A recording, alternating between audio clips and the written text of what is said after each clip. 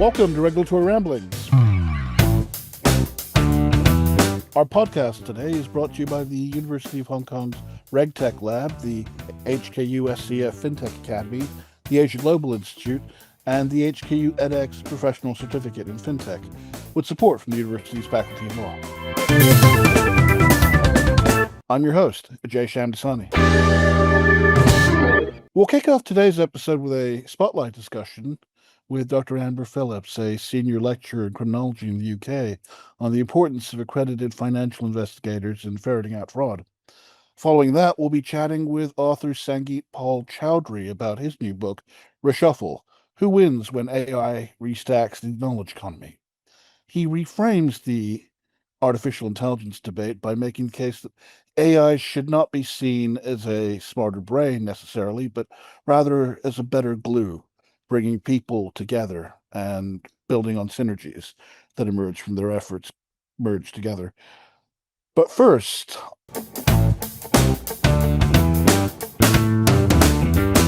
on a recent episode of the Tax Justice Network's podcast, Dr. Amber Phillips noted the importance of accredited financial investigators and how they're often the unsung heroes when it comes to cracking case.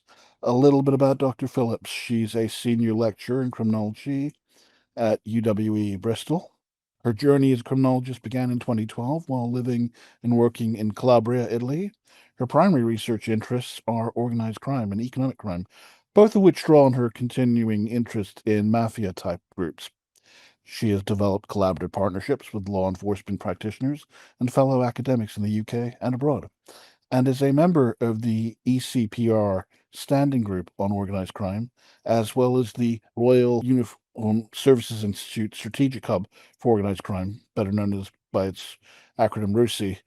Amber's work has been published in international journals, including Trends in Organized Crime, and she is a member of the editorial board of the Journal of Economic Criminology. Her most recent work has focused on the social reuse of confiscated mafia assets in Italy and the challenges faced by police officers investigating financial crime. She's currently researching asset recovery in England and Wales, supported by a VC Early Career Researcher Award. She's also an expert reviewer for funding bodies such as the European Commission and the Independent Social Research Foundation. She has a rather illustrious CV. You can read her bio on our website. Now I will turn to her. Amber, thank you so much for joining us. Thank you for having me.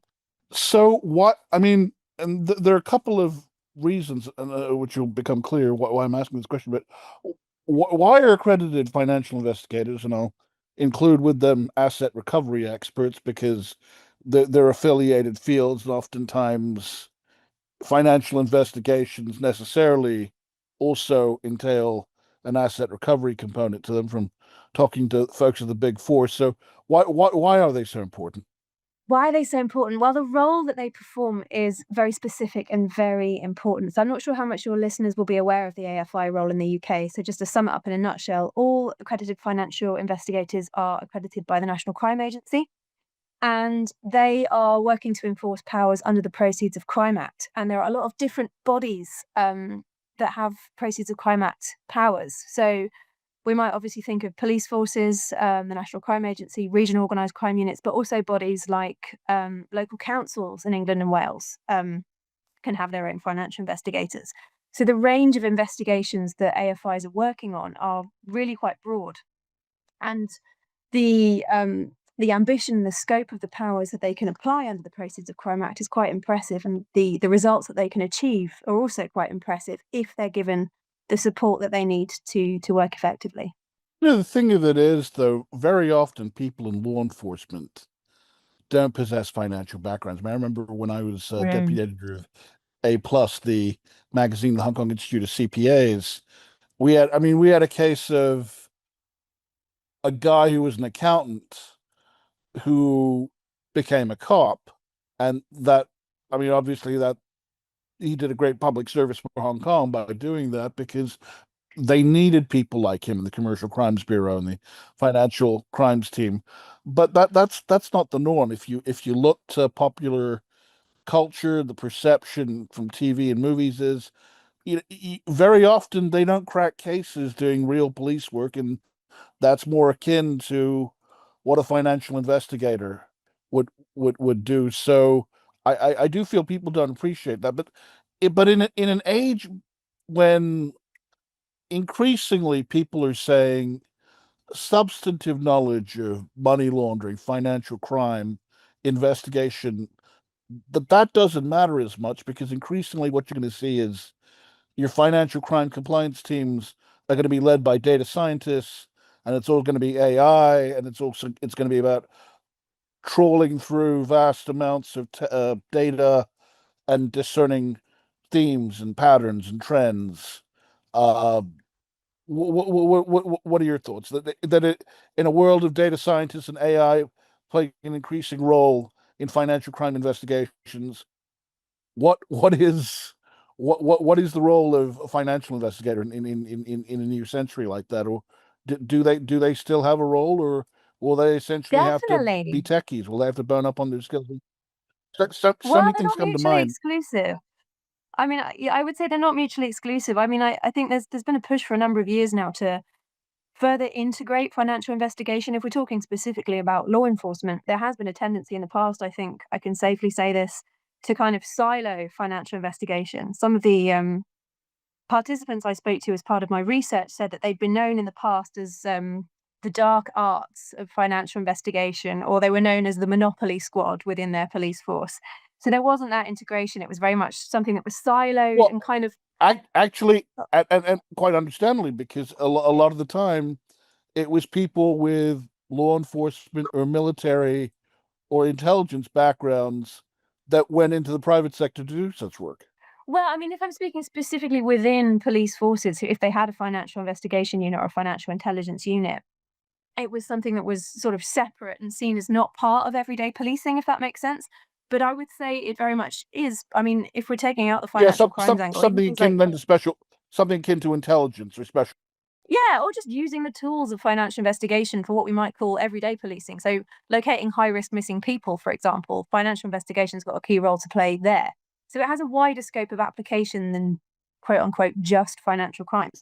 But yeah, I mean, I don't think technology and financial investigation are mutually exclusive. I think the skills that financial investigators are bringing to investigations of all kinds will continue to be relevant even as the scope of technology moves forward. I mean, we've seen these new crypto powers introduced under the Proceeds of Crime Act, and it's financial investigators that are using those powers.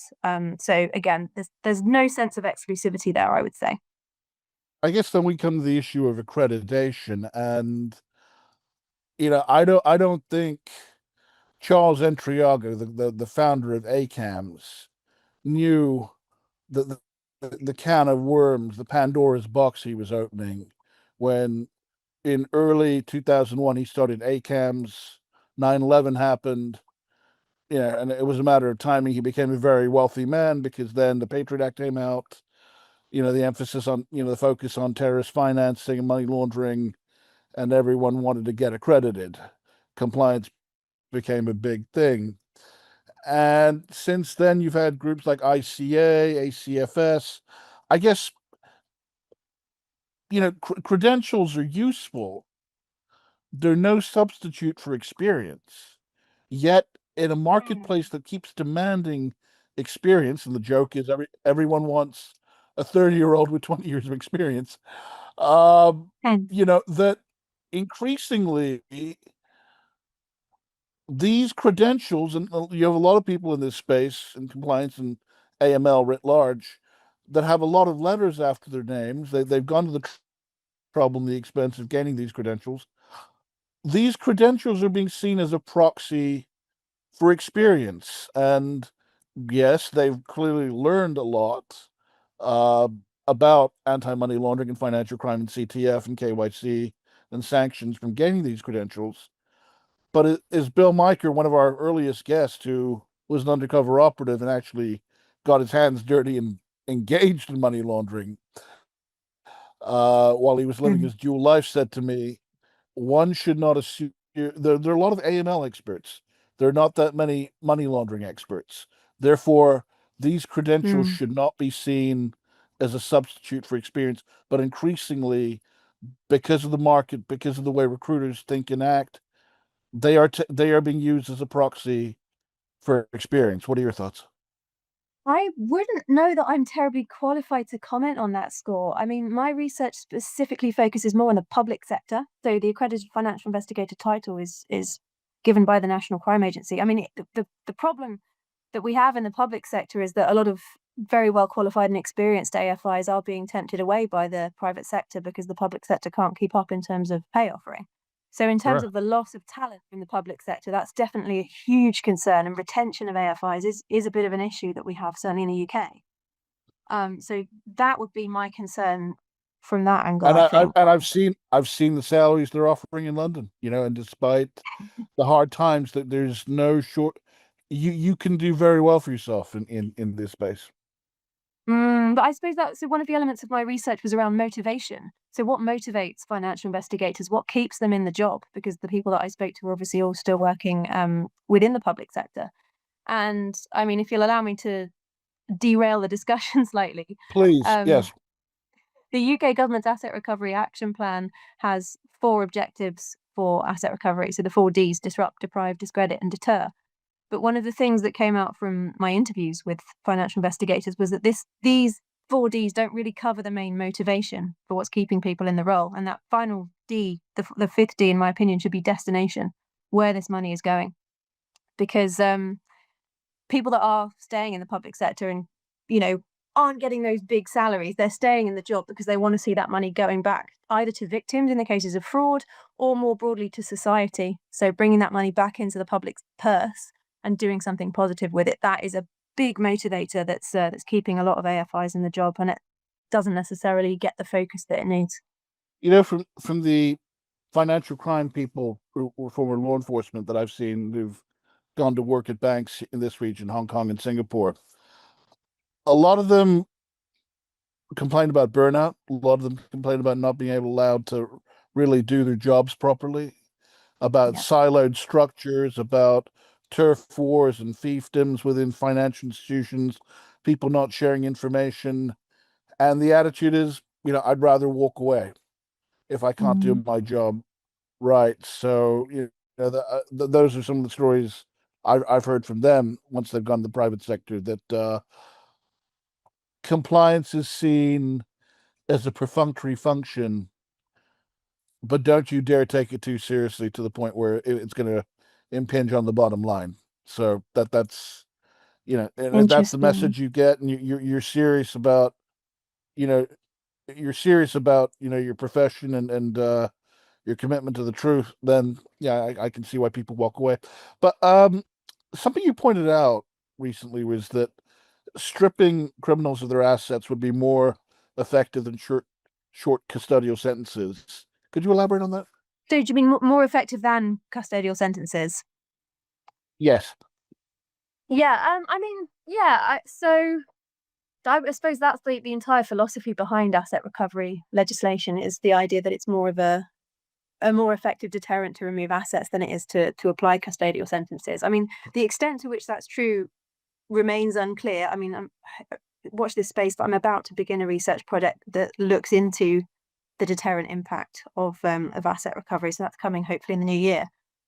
Um, the indications we have are that it is a good deterrent, but there's not enough data empirically to confirm it either way. Certainly, the professionals that I spoke to were of the opinion that it was a good functional deterrent. And more than the deterrent side, also disruption. So the idea of so a lot of the criticism that's come at asset recovery in general as a concept has been based on the idea that it's not applied effectively, and that it ends up disproportionately affecting what's called the lower hanging fruit. So, your smaller fry of criminals who don't have the resources necessarily to invest in professionals who can help them squirrel away their assets.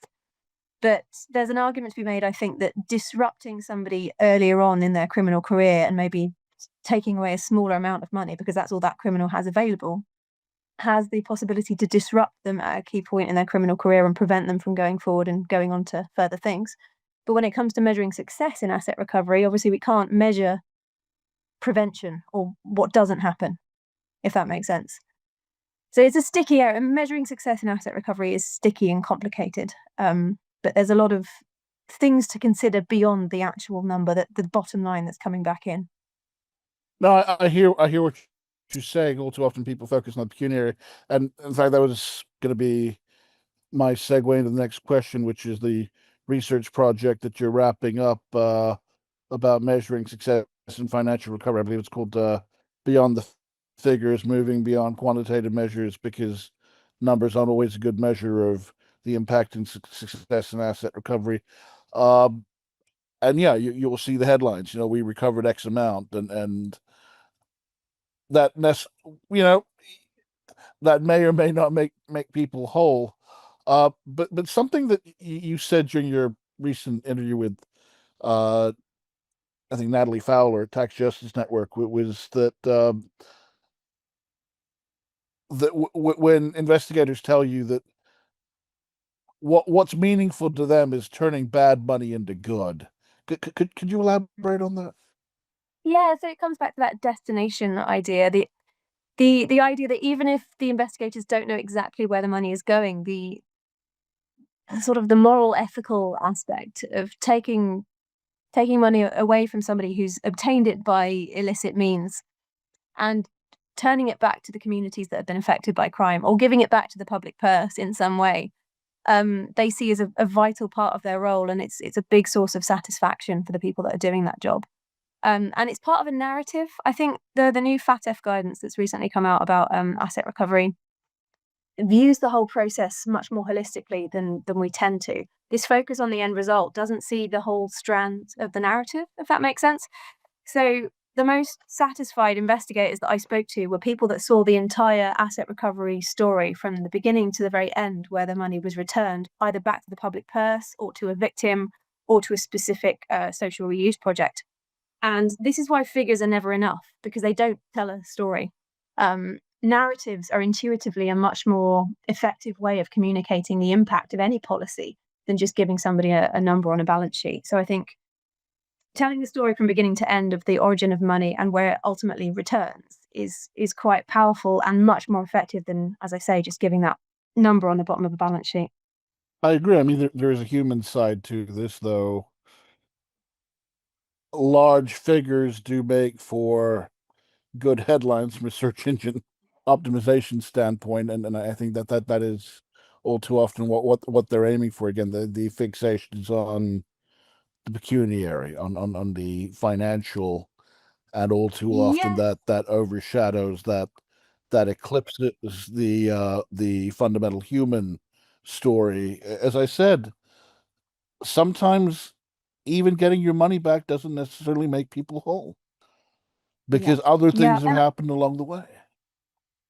Plus, I think I might push back and say who's reading the headline, because certainly, and again, it depends on the scale of the criminality that we're looking at, because this isn't a one size fits all situation, and different criminals are going to require different kinds of intervention. But in the communities that are being affected, say we're looking at drug dealing, for example, if you're looking at communities that are being ravaged by that kind of crime, people in those communities aren't reading headlines about financial confiscation. They just don't care.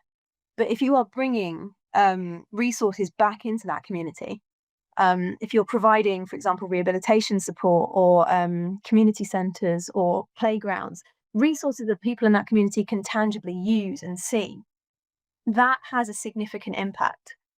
And we have to, I think, again, maybe even consider looking at asset recovery as a much longer term investment in prevention and in society more broadly, which again is not so satisfying. It's not so easy to quantify, but it is a significant part of the story, I think. Well, certainly asset recovery can provide the means to do good, but I don't. Again, aiding the victims and giving them some semblance of social justice perhaps requires more involvement. It requires more of a personal investment by society, and that often gets overlooked. Um, in the, I mean, I don't have any further questions, but in the time we've got left, do you have any? Is there anything you'd like to say to our audience, or anything you feel we didn't touch upon? Really, I suppose I'd always encourage people to consider asset recovery as a full story, and just zooming in on small parts of that story can only give you part of the picture. That's such a truism, but there we go. Well, Amber Phillips, thank you so much for your time. Thank you. And we'll be right back.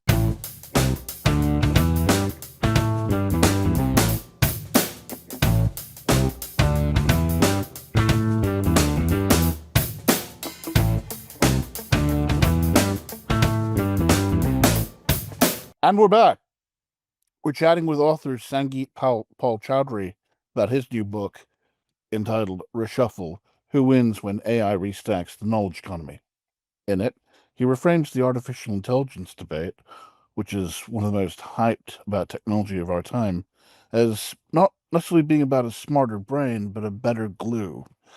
From the overlooked brilliance of the shipping container to the F1 pits that dethroned Schumacher's dominance, he unearths a powerful pattern. The most transformative technologies do not merely automate, they transform entire economic systems. With vivid storytelling and razor-sharp analysis, Reshuffle connects the dots between technology, behavior, and economic architecture. It delivers a bold and incisive exploration of how AI's impact goes far beyond changing how we work to reorient the foundations of power and control in our economic systems. Blending compelling examples, historical parallels, and bold insights, Reshuffle equips readers to navigate the many opportunities and challenges that AI introduces while reshaping the knowledge economy. This, frankly, is a book that's your guide to understanding who wins and who gets left behind when AI restacks the deck, which it invariably will. And it begs a fundamental question. What if we've misunderstood the real power of AI? Not as a tool for doing tasks faster, but as the missing mechanism for making complex systems finally work together. As for Sangeet himself, he's the co-author of another book called The Platform Revolution. And as for his latest work, Reshuffle, it's the subject of today's discussion and was recently awarded with the 2025 Thinkers 50 Strategy Award at Guildhall in London for the most impactful idea in the field of strategy. Thinkers 50 is often described by the Financial Times as the quote-unquote Oscars of management thinking. It is the premier global recognition for leading management thinkers. Other shortlisted nominees this year included Karim Lakhani, Harvard Business School, Vijay Govardhan of Dartmouth, Richard Rumelt of UCLA, and Seth Godin. Sangeet has advised CEOs across more than 40 Fortune 500 companies, as well as leading pre-IPO technology firms. He is currently a senior fellow at the University of California's Berkeley campus, and he's spoken at premier global forums, including the G20 Summit, the World 50 Summit, and the World Economic Forum. Sangeet's book offers a radical rethink of AI and a practical contribution to industry incumbents grappling with the onset of Gen AI. We've all heard the common refrain from the likes of Peter Zeihan and other futurists that, quote, AI won't take your job, but someone else using AI will. At this point, it's a hackneyed phrase, but Sangeet's message is to the heads and executives of legacy banking and financial institutions and corporates across multiple sectors. For veterans of the financial services world, particularly, that industry is still dealing with COBOL-based mainframes and siloed databases. Reshuffle provides an excellent guide to thinking about how artificial intelligence will disrupt financial services and how AI can actually be harnessed in that field. So, with that, I turn over to the man himself. Sangeet, thank you so much for joining us. Thank you so much, Ajay. Real pleasure to be here. Yeah, I've said enough about your book, but tell us a little bit about yourself. Who are you? Where are you from? Where'd you grow up? What's your background? Well, I grew up in a small town in India, and most people in the town I came from, a town called Bokaro, um, you know, worked on very traditional paths of going ahead and getting an engineering degree, and then going ahead and getting a management degree, and I think that was sort of a common career path that my generation pursued. But once I got into the workforce, that was when the digital revolution was just kicking off in the mid 2000s, and I started seeing things that started fascinating me. That the real impact of digital technologies, even though it was often simplistically explained as things like we're moving from offline to online, or we're moving from non-tech to tech. I believe that there was something much deeper that was happening, and so the last 15 years I've dedicated my work towards understanding what really happens when digital technologies come in and transform an industry, or more broadly an economic and a social system.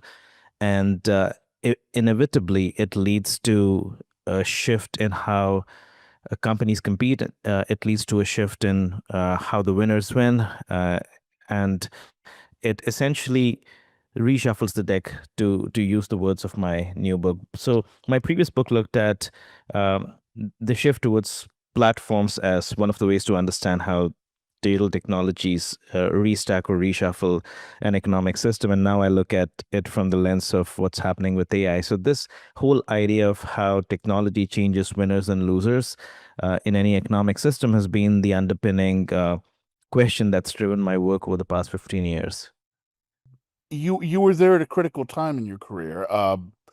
What was it that drew you to AI, and why the compelling need to write this book now? That, I mean, given that it seems like the marketplace seems flooded with literature on this topic. What's unique or novel or first impression about your book in your view? Yeah, no, you're right that there's a flood of books on this topic, and what really prompted me to write this book was essentially the many conversations I was having on one end with C-level executives, because a large part of my work for the past 15 years has been helping executives think about these shifts and what that means for strategy. So at the one end, it was that, and at the other end, it was everybody out there at dinner parties, on LinkedIn, thinking about what AI does to their job. And I felt that there were fallacies at both ends in terms of how we think about both how companies should be thinking about AI, but also how we as individuals navigating our career should be thinking about AI.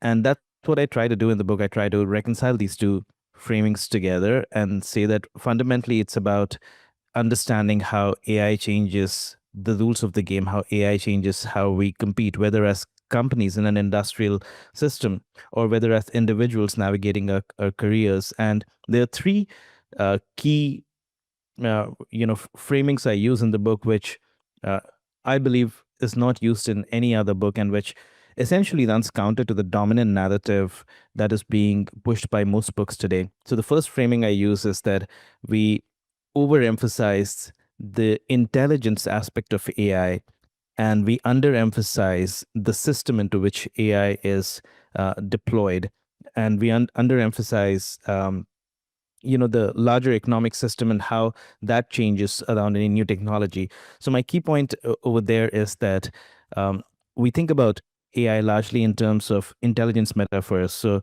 metaphors like do you have a fifth grader or a PhD in your pocket with every new model that's coming out?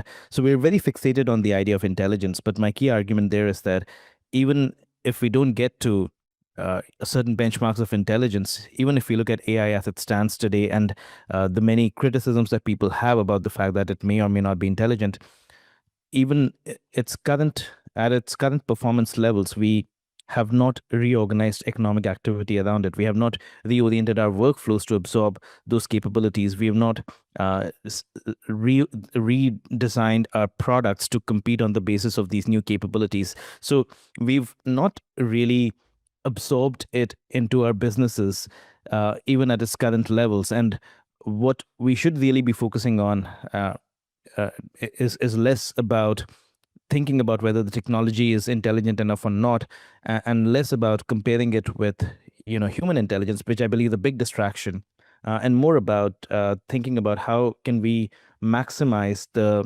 impact of this technology by appropriately absorbing it into our workflows, our organizations, and our systems. So that's the first point that I talk about. The second point that I raise over here is that very often we think of AI as a way to do something faster, better, cheaper. And this is not unique to AI. That's our view of technology in general. But the history of technological shifts shows us that the real power of a technology really plays out not by helping us do things faster, better, and cheaper in today's frame, but essentially re-architecting and reorienting economic activity around a new set of assumptions. So to clarify that, let me explain a simple assumption that goes away with AI today. So the traditional assumption of the knowledge industry has been that the knowledge work is scarce. So you need to train people, you need to hire people who have been to college. Even after you hire them, you need to constantly train them before they can perform certain forms of knowledge work at certain levels of output.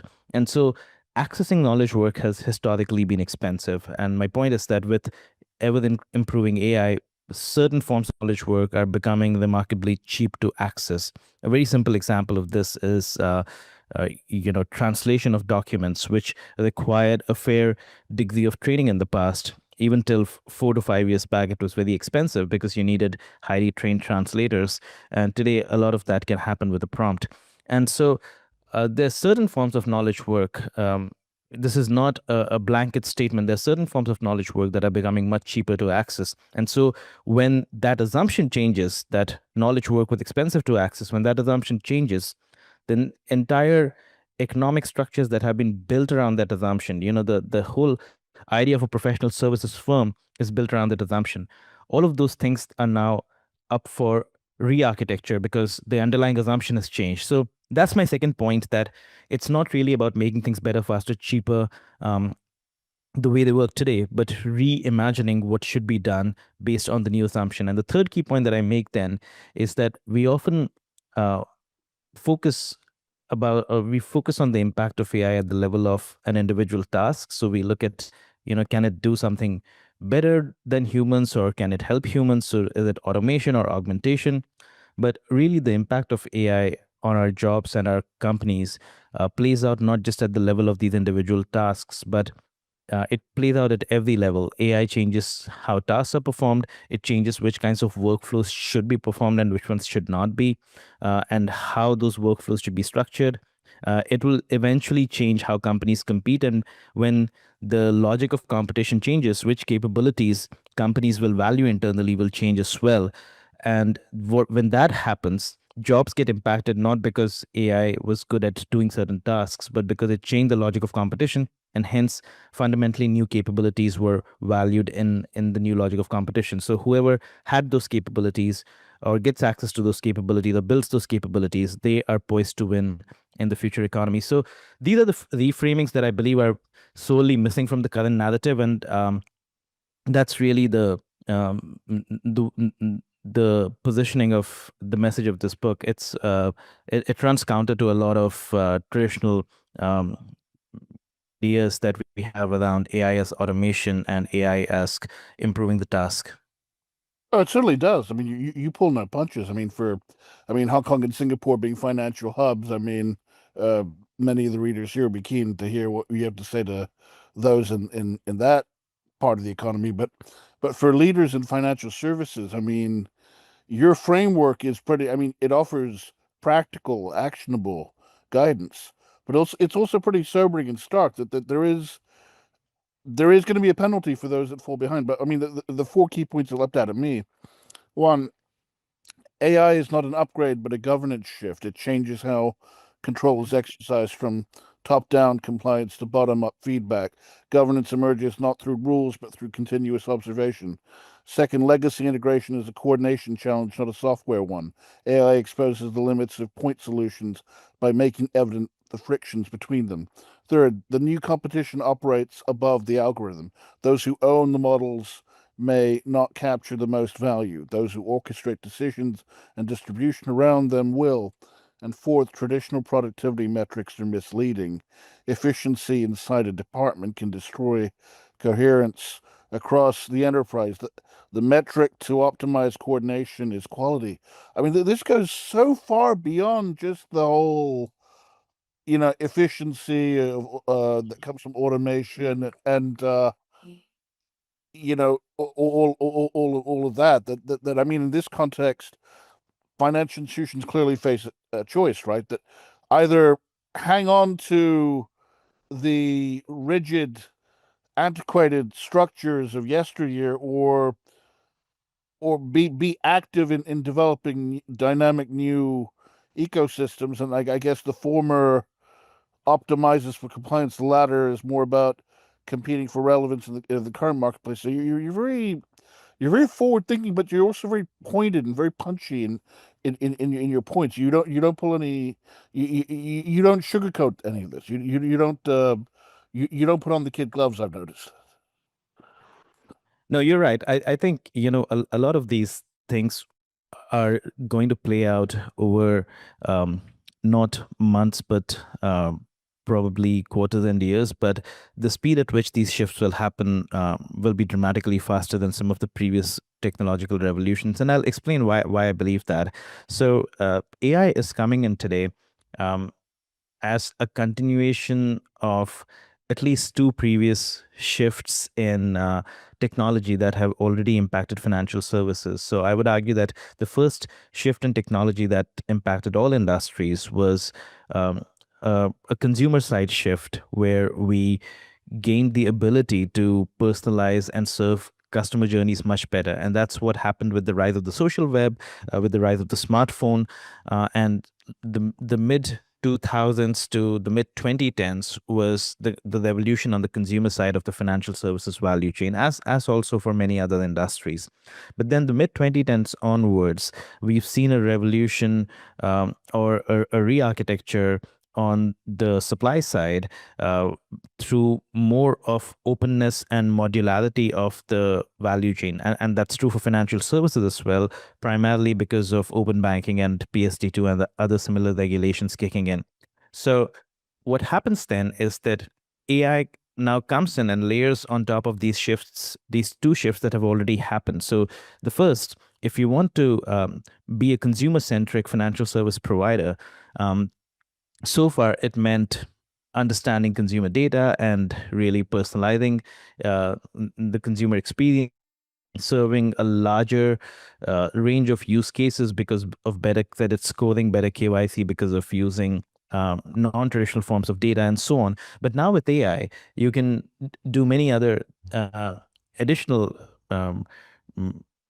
shifts on the consumer experience. The first thing is that traditionally um, help was either hard coded. So any form of customer support was either hard coded in the form of help documents and static workflows, or it was episodic in the sense that somebody had to call a call center. But what AI helps us do is it helps us embed intelligence into customer journey and into products. So customer support doesn't have to be reactive and episodic. It can be continuous with an AI assistant working alongside you. So the nature of the customer's relationship or the right to serve the customer shifts based on who is best able to guide the customer in the customer journey. And this is a key argument that I place in the book, that over the last 15 years, we've seen repeated layers of disintermediation happening across industries, and financial services is no stranger to that, where better ability to support customers in their customer journey gives somebody else the right to disintermediate a service provider and gain the right to serve the customer. So we'll see a new range of players emerge who will be intelligence first, who will eliminate the need for support, which was, going back to my point, if you only thought of AI as make things better, faster, cheaper, you would speed up the call center. But if you thought of AI as reimagine the system, you would eliminate the logic of a call center, because the intelligence should be embedded into the customer journey and the product. So that's one example, right? And let's move away from the customer interface and go back to the modular value chain. So over the past 10 years, we've seen banks repeatedly open up their APIs. They call it an API marketplace. It goes by many different names. And, I've been on the advisory boards of multiple banks, ING, Standard Bank. I was on the board of directors of the Apex Exchange by the Monetary Authority of Singapore. And in all of these, in all of these vantage points, I've seen banks repeatedly open up their APIs, call it a marketplace, but very often you end up simply commoditizing your capability. You don't end up really capturing value back from that capability. And even if you look at what happened on the fintech side, and I have the central framework in the book of unbundling and rebundling of a value chain. Most fintechs unbundled the bank, but if they simply stopped at unbundling, they did not continue to gain power. The ones that gained power were the ones who rebundled financial services around a new layer, whether it was around the customer, a company like Square, or it was around the transaction, a company like Stripe. They had to rebundle. And so the second point that I want to make is AI creates a new mechanism for rebundling, because traditional rebundling required standardized interfaces like APIs and standardized instructions in terms of how they should be connected into structured workflows. Today, if you look at a lot of agentic execution, it does not rely on standardized interfaces. It can work with any human readable web interface. Uh, it doesn't require structured data. It can work with unstructured data and make sense of it. You have innovation in interfaces and how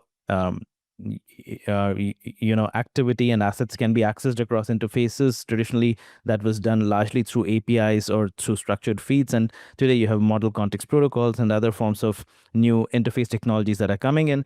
So my point is the mechanisms of rebundling and creating larger business models around these building blocks across the value chain that have already been created. We'll see a lot of innovation in that.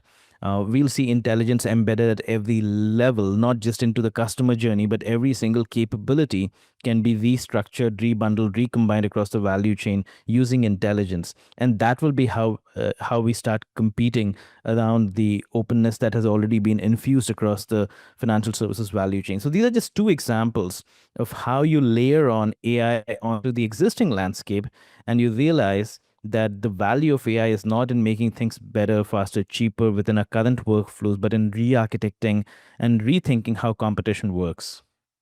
It's a brave new world of AI, and clearly the old corporate playbook for digital transformation no longer works.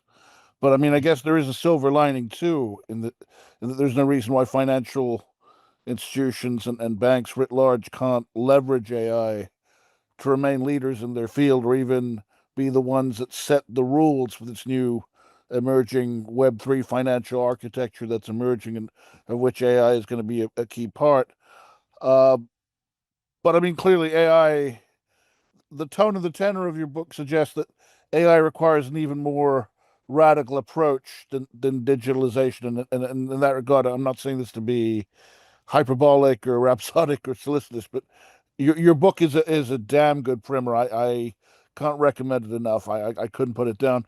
I mean, when you think about much of what we've heard about AI in the past few years, particularly since the emergence of large language models and generative AI, a lot of it is quite misleading. And when I think of your book, it's not so much a book for techies; it's more of a business book. It's not leisure reading, but it's engaging and engrossing. And again, a lot of AI books put me to sleep, but yours really got to me. It really engrossed me, and I'm not a techie, because it offers a lucid, practical take on how AI will impact organizations, industries, and individuals. I mean, for example, the discussion around AI is usually around automation, as we've discussed, but that's also where the quandary, the disaster lies, because the real issue, as you point out, is not how smart the machine is, it's what does the system look like once it adopts the new logic of this machine. And again, as you further articulate, the distinction is key, because banking and financial institutions have long used technology for efficiency to automate compliance or do batch processing or reconciliation. Yet the real power of AI is in the ability to coordinate fragmented systems and align decisions and workflows and relationships in a way that was previously impossible and perhaps even unthinkable. Yeah, absolutely. No, thanks for the kind words about the book, and that was really my intent with this, with writing this book. That um, I wanted to shift the the narrative away from talking about the technology or about automation, because those are the two primary narratives today. Where the hype that we have today from the AI vendors focuses on the intelligence and technology, and the adoption hype that goes into the customers focuses on the workflows and automation. And so um, both of these fundamentally miss the point of what's possible here. And I the other thing you'll note in what I did with the book is I don't uh, talk very specifically about large language models alone. I think large language models have been great in terms of waking up the entire world to the possibilities. They've been great in terms of uh, starting and creating demand on the consumer side before trying to find enterprise adoption. And we've seen several previous shifts, whether it was smartphone mobility or the social web and social technologies, where the consumer adoption predated enterprise adoption and created unique entry points into the enterprise that the incumbents could not compete with. So I feel very positive about those two aspects. I don't necessarily feel entirely positive about overextending what can be done with LLMs. And I somehow, increasingly see evidence that we're at the end of what can be extracted from LLMs, and we're going to see other ways in which AI will evolve more broadly. And so I think the good thing is that the fact that we started with the consumerization of technology, as opposed to everything that we've called AI before this, which were largely predictive machine learning models, etc., which had, on the consumer side, they were largely absorbed within recommendation systems, but most of them were enterprise focused otherwise. So the the good thing is that there's a big focus and a significant uh, narrative that has been created around funneling attention towards this topic of what AI can do for businesses. The problem, as it stands today, is that because the hype far exceeds um, the business results, and the hype far exceeds the business results, not because AI isn't good enough. If you talk to most people in enterprises, they'll say that the bottleneck is not the capabilities of AI, but the ability to allocate it to the right use cases internally to see that value. So that is still missing internally. There are no clearly defined metrics of whether a certain workflow has delivered the right outcomes. And the other thing that's sort of holding the right adoption of AI back is um, this overt emphasis on thinking of AI as a coworker or a teammate, which is good when you think about it at the level of a job. But when you're thinking about it at the level of a company, you have to think about it as a build versus buy decision about new capabilities. So in order to make that decision, you need to have clear um, metrics and clear benchmarks to see whether the impact on the enterprise productivity has actually showed up. So even if we take away the long term view, even in the short term, the level of ambiguity that surrounds AI adoption kind of holds us back from seeing many of these aspects. So I believe that we'll see this shift happen at three different levels. First of all, we'll need to see some kind of a very short term um, clarity that goes beyond just the narrative hype to say, here's how we measure what's really happening. Here are ways in which we can see the impact showing through, and on the basis of that we can make choices about which capabilities are worth investing in. Should we build them? Should we buy them? I mean, that's how you build out your capability stack over time. So first of all, that discussion has to find clear base. Secondly, we need to once we figure out how to value these capabilities better, we need to start thinking about which of these are strategic, and given that, how can we innovate in fundamentally new ways. So going back to my point, with banks opening up APIs, um, they've put out a lot of their traditional capabilities, modularized it, and put it out for um, easy access. But the ability to really capture significant value will come through when they do recombinant innovation with those capabilities. And AI, again, uh, acts as a really important ingredient over there. So once we've valued AI as a capability, we need to start thinking about recombinant innovation with AI. And then we need to start thinking about business model innovation. What does this mean in terms of what we could do? One of the key points that I make in the book is that we're bound to see value migration happening. And a very simple way to think about value migration is, if traditionally value was tied to expensive expertise, which is what the professional services firms provided, and some of that expertise is now cheaply available, that value has to move somewhere else. But you can apply that logic to almost any industry. You think of the material science industry, where or the synthetic biology industry. I mean, these are all uh, inputs into multiple value chains. For example, any industry, any downstream industry, whether it's automotive or pharmaceutical, any of these downstream industries that use material science or synthetic biology, the cost of experimentation and the cost of innovation has dramatically dropped because of AI. And so when that cost of innovation and experimentation drops, the value no longer sits with the labs, the value moves somewhere else. The value moves less with generating new compounds and more with validating those compounds. And so the companies that will understand, where value is migrating, whether in professional services or in material science, will be the ones who will be able to best position themselves for these new business models. So these are the three levels of change that we are likely to see, but we can't get to the third unless we go through the first two.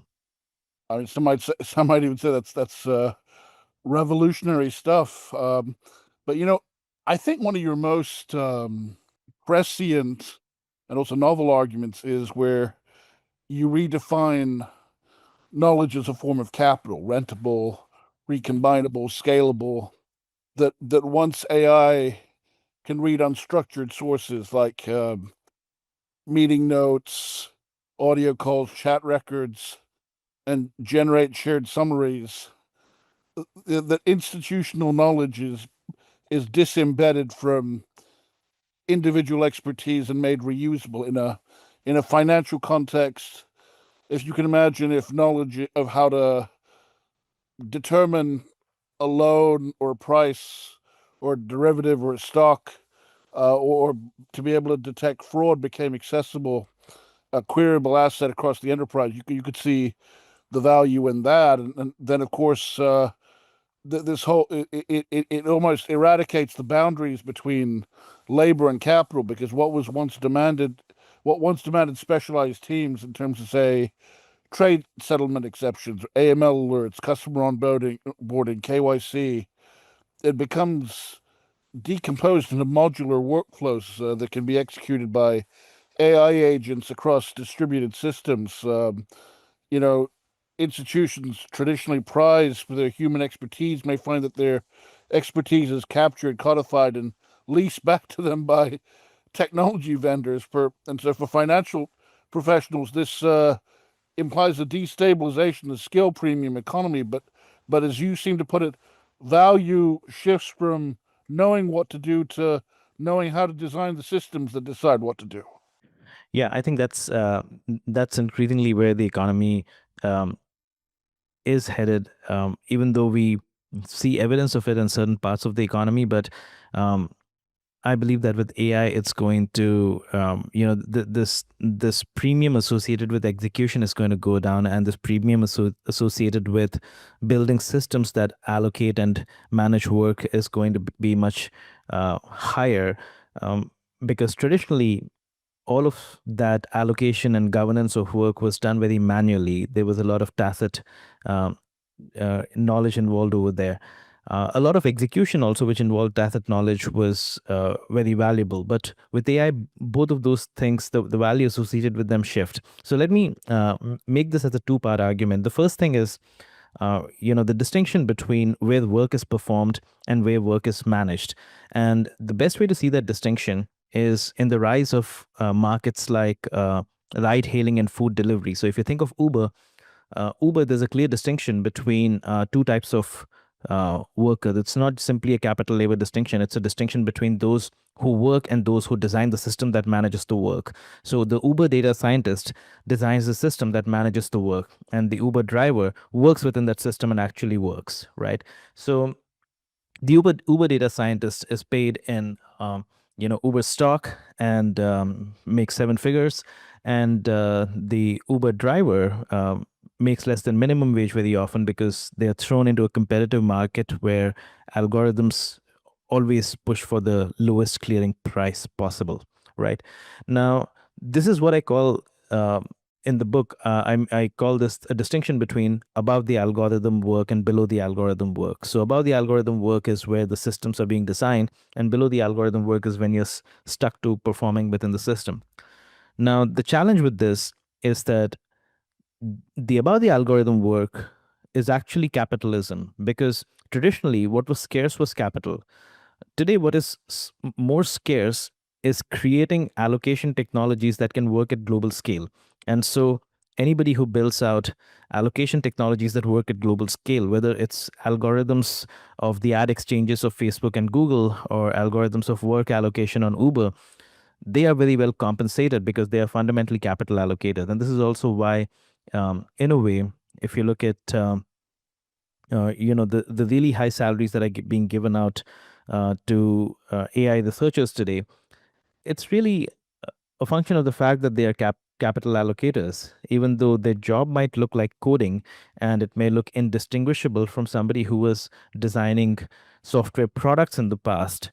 The person designing a software product and coding it, even though they were using the same code, were simply labor. And the AI engineers and designers today are, researchers today, they are capital allocators. So that's one distinction, right, in terms of above the algorithm versus below the algorithm. The second distinction that's important is what actually pushed the drivers below the algorithm was the fact that their most valuable tacit knowledge was taken away from them. So if you remember, the city of London used to have this test of the city of London, which drivers had to pass in order to become a cabbie in London, and it was not easy to pass that test in terms of how to But navigate that city. they would work as pizza delivery or couriers to get the lay of the land and learn the streets. Exactly. So they would learn it the hard way, but all of that logic was then absorbed into Google Maps and provided to them as a GPS-based navigation system. So the reason I'm making that comparison is because what the maps did was it unbundled or detached the tacit knowledge associated with driving away from the driver and put it into the system. And so all the value that was associated with that tacit knowledge, which is why drivers were paid well, now that value shifted to the system, and eventually that value then shifts to whoever designs the system. So the value associated with that tacit knowledge moved away from the driver to the data scientist. So value gets extracted away from below the algorithm work and moves to above the algorithm workers. And the reason I'm mentioning this is because the same thing is increasingly happening with AI today, because AI now takes that logic beyond driving, beyond navigation, to many other forms of knowledge work. Because the more we start getting augmented by uh, AI capabilities that perform most of the tacit and high premium work, and we are stuck remaining a human in the loop, just approving or disapproving things, uh, we end up in a place where the premium associated with the work moves away from us and into the system, and so whoever then designs the system gets to capture that premium. So this is a very basic economic logic, but it's not very widely and deeply appreciated because we don't see ourselves as going down the same path as the Uber drivers and the delivery workers, but it's actually the same economic logic that's going to play out across a lot of knowledge work in the years ahead. What concerns me is what is the place of the human element in this? The maturity, wisdom, judgment, temperament, sheer lived experience. I mean, when you look at the judgmental capacity, I mean, it's where the human in the loop remains vital. As AI commoditizes mental labor, that the scarce resource is no longer information, but discernment, it would seem to me. And so judgment, as you seem to define it, is the ability to act under uncertainty while being held accountable for outcomes. And this clearly has implications for the financial sector because in markets, regulatory actions and credit decisions, uncertainty is, endemic. It's perpetual. And so it would seem to me, therefore, that the role of a banker or a regulator or a policymaker then is not to compete with AI speed and pattern recognition, but to frame questions that set the guardrails and interpret ambiguous signals. And see, and really from your book, I mean, two human abilities, curiosity and curation, really seem to come up. That they retain enduring value. That curiosity frames the right questions, and curation determines which answers deserve further consideration. And financial reporting, the parallels seem to be pretty clear. Data analytics can generate thousands of risk correlations, but only good storytelling and narrative, the art of curating which correlations matter and discern a pattern, creates clarity for boards of directors and regulators. The narrative, I think, as you imply, is the last, the last bastion, the last element of human advantage in a machine mediated system. I mean, I'll give you an example that sort of applies to what I'm talking about. We recently won the Agora Award for podcasting excellence from the Compliance Podcast Network in the U.S. Tom Fox, who presented me with the award, said to me, "How do you come up with the ideas? How do you keep it fresh? How do you keep it different?" And I was like, "Well, part of it is objective. We try to follow what the news agenda is, but in terms of topics and guests, that's my own erratic mind at work. My mind likes to wander." So, kind of like when I was a journalist, one day I'm doing securities regulation in South Korea, then I'm onto money laundering, then I'm onto human trafficking. You keep it fresh because even as a journalist, you gain specialty in certain fields by writing about them regularly. But trust me, even that gets bored after a while. So I said, what keeps it fresh, what keeps it interesting, and what keeps people listening is my erratic nature. My mind likes to wander. That's how you can never tell from week to week what topic we're going to present, even though we generally speaking do try to keep abreast of the news agenda in the outside world. But what are your thoughts? Yeah, no, yeah. So you mentioned quite a few important things over there. So I'll just highlight each of them in turn. So the first thing is that there's a distinction between different types of quote unquote human in the loop, right? The problem is that people just assume the presence of the human as being a positive outcome, but that's not necessarily true. There are very specific human skills that are going to become much more valuable, but just the presence of a human in the loop does not signify any form of value or agency associated with that work. And we can see that with what's happened with the delivery markets, and even with how AI is being trained with human moderation, where those moderators are have no agency and no premium associated with their work. So the first thing is, the presence of a human does not guarantee um, well-paid, dignified work at all. It it means nothing. We really need to think about not just the intrinsic value of what we do, because everything we do has value, but we had to think about the economic value. Is it priced in the market?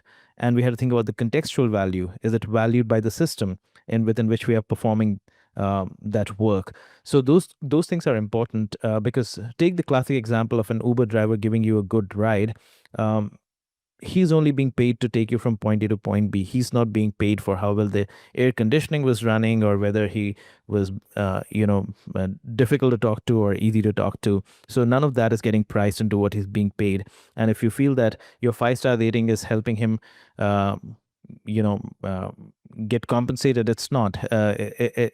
Uber's rating system only prevents the driver from being thrown out. It does not compensate him better. So my point is that the human in the loop argument has severe limitations unless we clearly define the economic value and the contextual value of the work that's being done. The second point that you mentioned about narrative is very important, and it's a big point in my next book. I mentioned it briefly in this one, and the reason it's a big point is that we are in an economy where the demand for attention is nearly infinite. The supply of attention is very limited, and that's because to a large extent it's happened since the rise of the social web, social networks, the infinite feed, and so on. But alongside that was the explosion of content and explosion of data. And even though data processing technologies, what we now collectively call AI, help manage, make sense of that content and data, and still do the the real ability to capture and harness attention comes through narrative at every level of analysis, if you will. Whether you are running a team or you're Elon Musk or Donald Trump, you are ultimately, you are gaining a premium associated with your skills in general, because you're bundling those skills with the ability to harvest attention using narrative. So narrative is key, because knowledge or the ability to generate answers is no longer scarce. We've been brought up in a world where getting to the answer was the win, right? But in a world of LLMs, getting to answer is not the win, it's the cheapest commodity out there. Creating a narrative that makes sense and solves the audience's problem, speaks to them, that's what creates the win. And so the more we enter a world where attention is scarce, the more we enter the world where it's easy to generate misinformation, the more we enter a world where content is excessive, the more narrative and trust become valuable, because those are the two scarcities that help us harness attention. In the later chapters of your book, you examine an ongoing technological quandary, whether to create proprietary AI or rely on, off the shelf solutions. And it seems like your test then is what happens if you lose access to your tool, to your equipment. If your business merely suffers the inconvenience, buy. If it's crippled, build. I mean, that this logic reframes the AI adoption strategy not as one of procurement, then, but one of existential design. That AI native firms don't bolt AI onto existing structures; they rebuild their businesses around it. And when I take a step back, I mean, I'd say one of the greatest contributions of your book is its theory of coordination without consensus, quote unquote. That legacy software integration required compliance with standards, schemes, and APIs provided limited rule-based connections. But AI agents are different. They learn across heterogeneity, that they observe how different teams operate. They draw their own inferences regarding intent. They generate shared representations, and that precisely this capacity to align systems without predefined consensus is exactly what more financial and corporate and technical systems lack. Yeah, I think you're absolutely right. The idea of coordination without consensus is something that plays out at every level, and there are, primarily two reasons I believe in the idea of coordination without consensus. The first is that traditionally, if you needed coordination, you had to agree on some common standards and data structures and interfaces in terms of how everybody would expose their assets. First, you don't need structured data anymore. AI can work with unstructured data. So that is one issue that goes away. Second, the nature of interfaces changes. If you look at, the classic Google search workflow, where we would search something on Google and then open up 10 different tabs uh, to check out each of the results, and then refine our search on that basis and keep opening up tabs. Today, Chat GPT research does that all as one single collapsed workflow. So the traditional interface boundaries and the traditional workflow boundaries have broken down as well and will increasingly collapse across the board. So the more that collapse happens, the less you need consensus before coordination, because several steps in the coordination have already been collapsed, and that automatically starts unlocking value for stakeholders. And the third thing, obviously, is that with agentic capabilities, where you don't have to hard code everything, where you have agents who are goal driven and self learning, you can coordinate across non-cooperating actors without necessarily having to hard code each and every if then statement, if you will, right? So those are technological or technical reasons why this is happening, but the real impact of this plays out at almost every level. So at the consumer level, if you're working with different service providers and they all work in silos, you can potentially now have an assistant that can work across them. And the classic example I take is that of planning a trip. Your hotels may come from one provider, your airline from another, your trip activities from a third, and none of them speak to each other. But with an AI assistant working across them, you can have some this interface and this intelligence working on your behalf and coordinating, even if these players do not agree to open up their API in specific ways. But if that assistant builds sufficient demand by just reading all these documents and making sense of the trip and managing it on your behalf, then in response to that demand, the service providers will have to start working with the assistant. So that's an example of a coordination without consensus, helping drive consumer benefits. I talk about the example of coordination without consensus, improving value within the organization, because traditionally the dominant technology that we use for coordination is what we call meetings, which was, get into a room, talk to each other, and make sense of what is happening and share information with each other. And AI, especially, the current generation of LLMs are already show us early signs of how that coordination can dramatically improve, because you can have um, central organizational institutional brains that can be created, where all of the organization's knowledge which are trained on the organization's knowledge, and where the relationships between different forms of knowledge across the organization is encoded, and that can then be served directly into workflows across the organization. So the ability to drive coordination without consensus in the organization is also pretty powerful mechanism, because the traditional way to do that would have been to ask every single team to create their outputs in a specific format.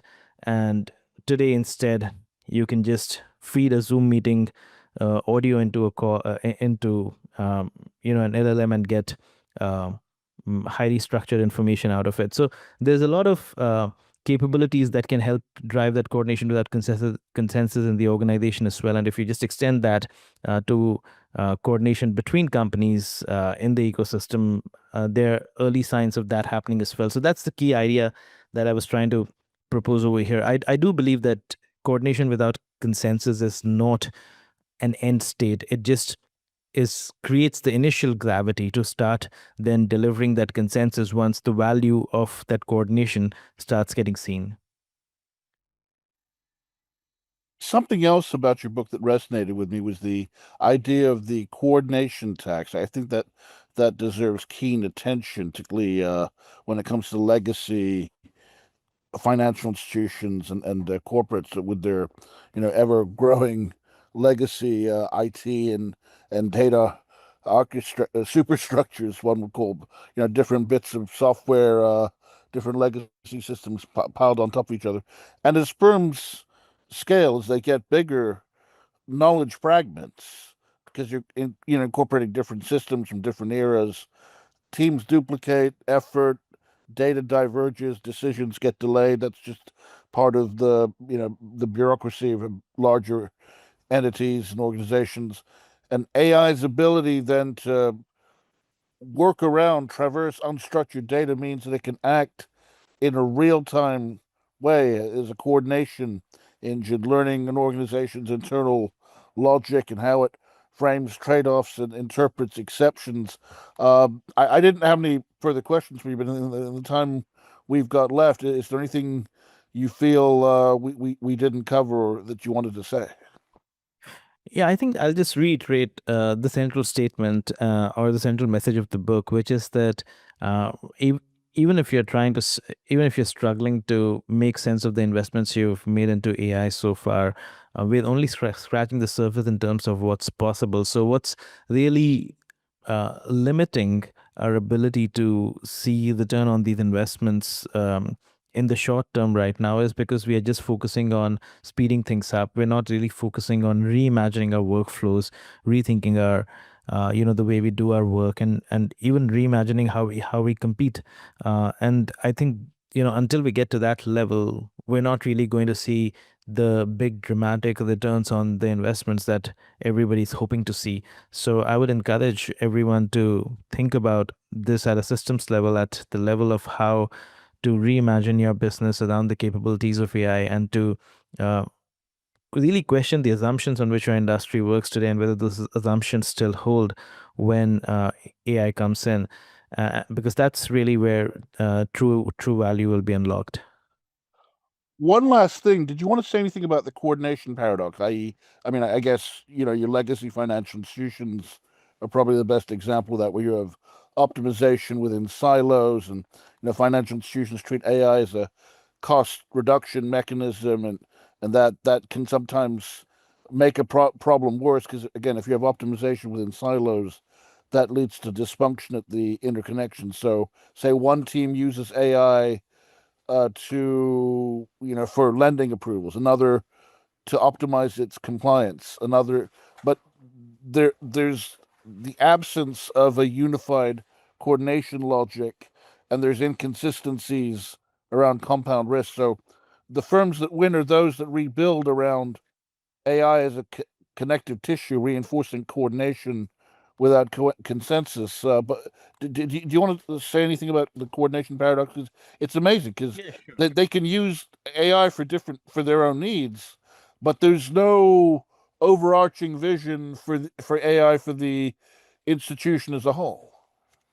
Yeah, no, I'm absolutely. I call it the coordination paradox because my whole book talks about how AI is a technology of coordination. But if we look at the last 15, 20 years of digital transformation and any technology adoption, even pre what we call digital, even if we look at monolithic systems of the past, as you mentioned, every generation created fragmentation. But with digital, that increased even further because you had highly specialized, verticalized, micro capabilities, applications. So fragmentation has always increased with technology adoption. The irony or the paradox of AI adoption is that if it's not adopted across teams and across parts of the organization to centrally manage the intelligence in the organization or the knowledge in the organization, but is deployed at different levels by different teams, you'll end up with greater misalignment than with actual alignment and coordination. So that's really the coordination paradox. It's